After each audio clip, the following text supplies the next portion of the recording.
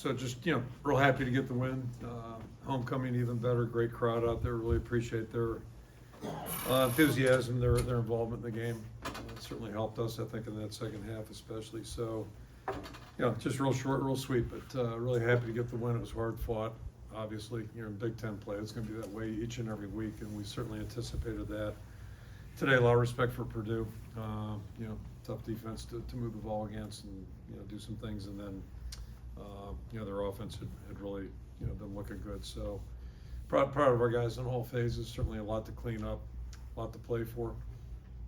And just told them to enjoy the win. Hopefully we grew a little bit today, and we still have plenty of room for improvement. That's obvious. So we'll worry about that tomorrow. But right now, just really happy to get the win and get a Big Ten win. That's always a good thing. So throw it out for questions. You look at the play of their defensive line. I think they coming into today, they had 3 sacks. Today, I think they ended up with 6. What did you notice that, I wouldn't say it was different, but better today than maybe in the previous 5 minutes? Just told Gary and Ed, we pulled out the pass rush drill on Wednesday. I've been forgetting to do that or suggest that, and so we did it Wednesday. It seemed to work. I'm joking. It was a good effort by all the guys. They as I said, I think I said before, sometimes it's just a matter of, making quarterbacks uncomfortable or, getting them off the spot, not just sacks. Sacks are always a good thing, but there's a little bit more to it. And but that being said, today was clearly the best job we've done. Thought the guys really worked hard and dug hard out there. And the quarterback, a lot of respect for him. What a competitor, but he gave us a chance to get there a little bit too. He didn't always get the ball out. So, but just more than anything, it was just a bunch of guys, and it wasn't just one guy. A lot of good effort out there. What has it been like to see Caleb the last 3 weeks just deal with the injury? How have you kind of seen him get through that? Well, you got no choice. It's unfortunately part of the game, and came back a little quicker than maybe I would have anticipated based on what I was hearing a couple of weeks ago. But it's been steady, and I was skeptical Monday and Tuesday, quite frankly, for a running back with an ankle injury. You always worry about that, but he looked like he's 100%. And good to get him back. We're not going to get Cade back, but I think we'll get some other guys back at some point. And obviously, Luke's out too. So anybody we get back, that's a benefit because the more we can share the load a little bit, that'll be good for us. Deacon goes 6 for 21. What do you attribute kind of the shortcomings there to? Well, you guys saw him throwing, and I'm certainly not an expert on quarterback play, but from throwing baseballs, I know this. If you press or if you try to do too much, sometimes the ball sails, and I'm guessing that's probably what it was. But I thought he, kept his composure, and a couple of them we didn't help him on again. Where catch, got to make the makeable plays, and we didn't always do a great job of that. But he hung in there, kept doing a good job, and that last one he threw down our right side and it looked pretty good to me. So hoping that was going to be a little bit more open. From where I stand, it looks like the guy did a pretty decent job covering, and an excellent throw and a great job by Eric to finish it. Was there any thought to go to Joe and for what? Joe and Lavis? Yeah. Why? During the game? Yeah. No, the answer is no. No, Deacon's our quarterback right now. And that's no offense to Joe, but that'd be kind of silly. Make a change. How about the play of the offensive line and how much improvement they showed today? Yeah, I thought, I just told Gary on again, the same thing. I thought, from standing from the sideline, anxious to see the film, but I thought we showed a little more maturity out there, a little more girth, and some presence out there. So overall, really from the sideline seemed great, and I'm anxious to see the tape. And talking about getting Caleb back, LeSean looked more like LeSean today. It took him a while to get started last week, but in the fourth quarter he looked like a Big Ten back. If we can get the line plan the way we hope they can, and they've been fighting through some stuff too, and that'll certainly help us. We're the kind of team we're going to need everybody, and every little bit is going to help. So that was encouraging for sure. I'm really proud of those guys. Kirk, how critical was that first drive coming out the second half? Only led to a field goal, but it really seemed like that kind of kick-started the offense a little bit more in the second half. Yeah, it did. I'm not a big stat guy, but one thing that jumped out, if you looked at Purdue stats, they killed it. They have been killing it in the third quarter this year. It's ridiculous. I think it's 49-14. So, just told our guys, I know what they're saying over in their locker room. This is our quarter, and so our guys responded. And to get points is always important. To burn some clock, it's important, and that's it's important for us the way we play and have to play. So it was really big. And then the unfortunate part, you know, you can say this and that, but potentially we left 10 points out there today. Had a chance down the red zone for a touchdown instead of a field goal, and you like to think we're gonna make those other 2 field goals, so, but nothing's automatic either in sports, I understand that as well, but those little things are making a, you know, game, not that we would have had control, but it would have been a little bit better for us if we were, you know, executing on those things. Mason Richmond was questionable on the injury report. How close was he to not playing today? I didn't think he would play. Frank answer, yeah, so it's, he got up off the mat and was able to perform. That's credit to him, really credit to him, so, yeah, I think it looked good, you know, when I went to bed last night, but he moved around a little bit and did okay.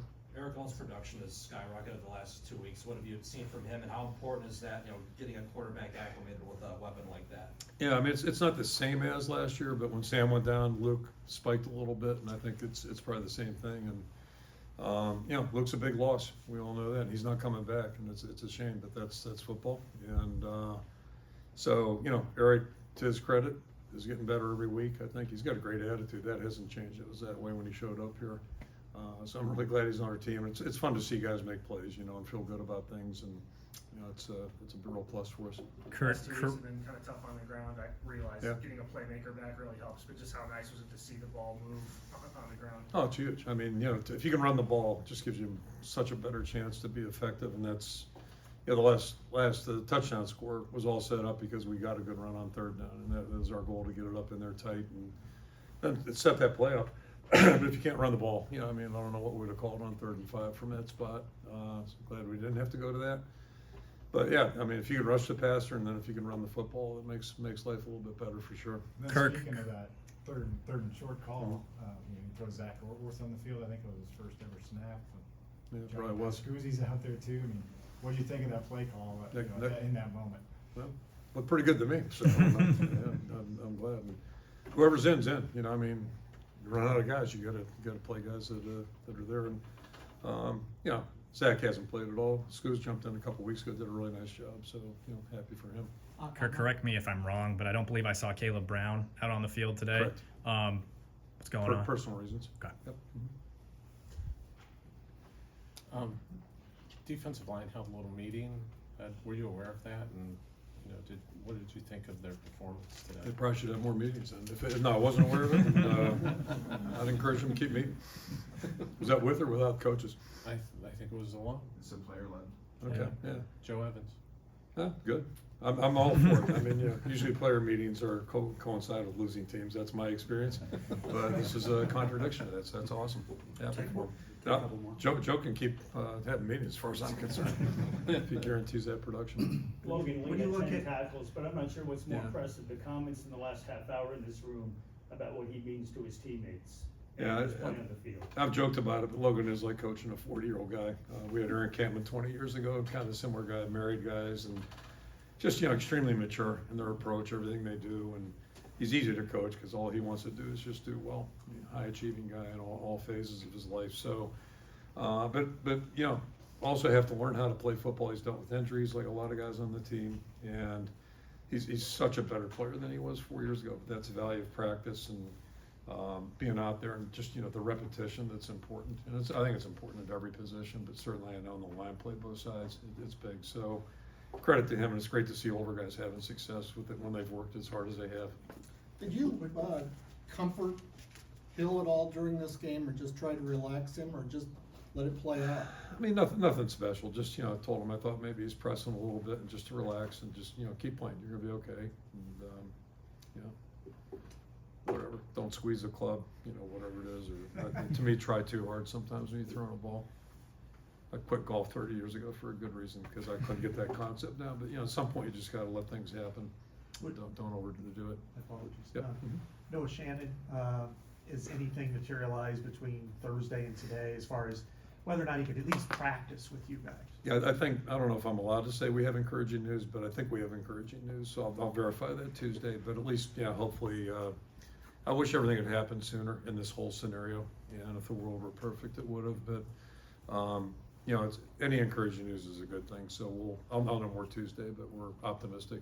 What would he bring, not only on the field, because we've seen that for 5 years, but? Yeah, you know, anytime you have a veteran guy, it's ironic, you know, he's a 6-year guy, we have 3 6-year guys this year, and, you know, he's been out. So anytime you, get a guy back with his experience and the quality of person he is, his leadership, that's always a plus. But I gotta tell you, the bigger issue for me, not so much in May, but now as I've watched this whole thing unfold, to me, the whole story is just the, you know, when you have to explain to a player or his parents something that doesn't make sense, right? You compare this to that, and the player and the parent can look at a million examples that are more egregious, and then you look, that was a hard part, to make something that can't make sense, try to make sense. So, and then to watch him walk around feeling like he's done something wrong, which I understand, he understands, he broke a rule. But, I mean, is that worth capital punishment? It's silly, and I think that, that's been the hardest thing for all of us. So I guess to answer your question, a long-winded answer here is, I'll just feel good for him to be back with the team, because he feels like he's let people down, you know, I mean, that's, you know, these guys got feelings, they're good young people, and his mom and dad have feelings too, and they're involved. So, you know, if he had done something, you know, that deserved that punishment, then great. And he was fine, you know, we all figured it'd be 5-6 games, and he was on board with that and understands it. But anyway, so, yeah, maybe there's some sunlight out there, and that's what we'll focus on. Okay, Yep. thank you.